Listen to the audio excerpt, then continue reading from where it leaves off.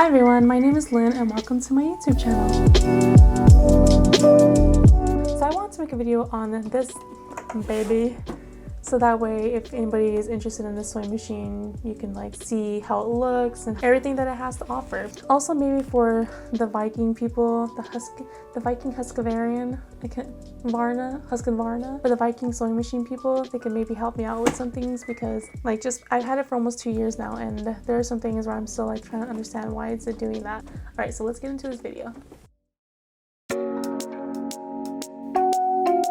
So let me start off first by saying that I was actually really excited when I got this new sewing machine. The sewing machine that I had prior to this one was 10 to 15 years old, I think. And as you can imagine, my sewing machine was falling apart. So when I got the Viking and I put it next to my old sewing machine, it made my old sewing machine look like a little toy, which I thought was so hilarious. Here we have the basic commands of a sewing machine, a ruler for measurements with inches, centimeters, and millimeters included. The back of the machine is very simple, with the accessory tray attached to the back of it.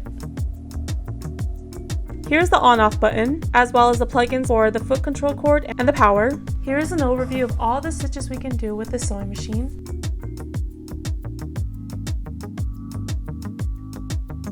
Here are 2 spool pins, one horizontal and one vertical, and an auxiliary spool pin, which is used to wind up a bobbin. For me personally, I use the large spool threads, which obviously do not hold up on the little spool pins. So instead I put it to the back of the sewing machine and thread the machine that way. And here's a quick example of how this is done.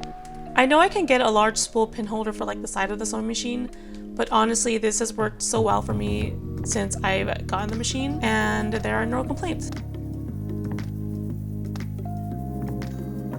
Now to where the needle is. There are 2 lights on the sewing machine, one on each side of the needle, to help you see better when you are sewing. The little white lever to the left is a needle threader to help you thread your needle. And just right below the needle is where you're going to place the bobbin case. Okay, so what I'm going to show you right now is a clip of me turning on my sewing machine. Remember when I said earlier about how there are some things that I don't know if it's normal or not? This is something that's been happening since I purchased the machine. I never really thought anything of it. I just figured it was something that the Viking sewing machines do. But let me know what you guys think. All I'm doing is pressing on and the machine creates a really loud noise, which you'll see right now.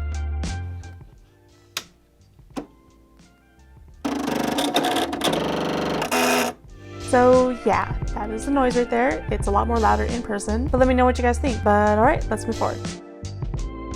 To the right of the sewing machine is a touch panel.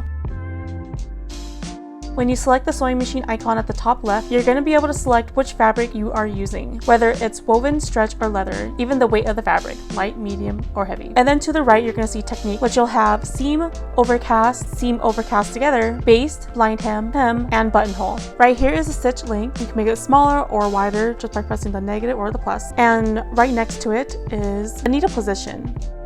And right above it is the tension. And this little icon is called mirror side to side.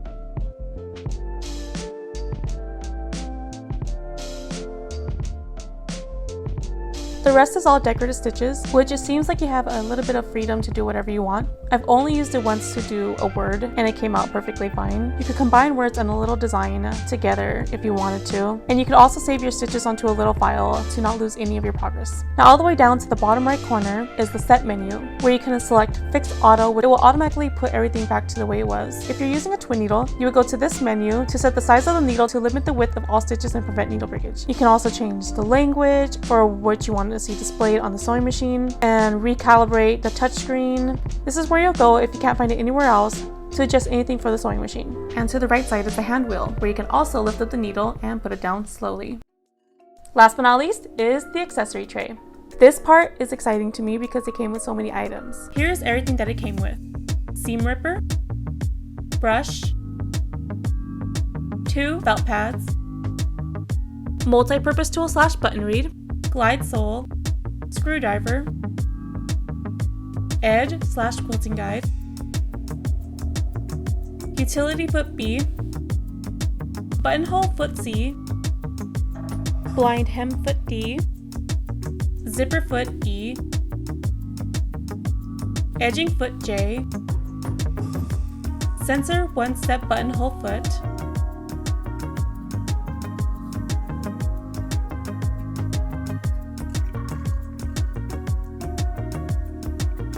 quilter's quarter foot, player open toe foot, embroidery / darning foot R. It also came with a utility foot A, which is currently on the sewing machine. So just real quickly, my audio did cut off for this clip, so I am doing a voiceover.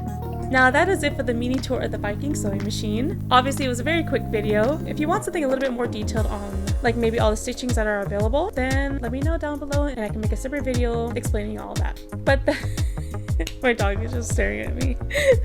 But that is it. I'm gonna post a photo so you guys can see. If you like this video, please give it a thumbs up. And please subscribe to my channel because that would mean the world to me. And also check out my social medias. I made an entirely new Instagram at Lynn. There's not much there yet, but I am currently working on content to post within the next few weeks. Sending you guys lots of love and I'll see you guys on the next video. Bye.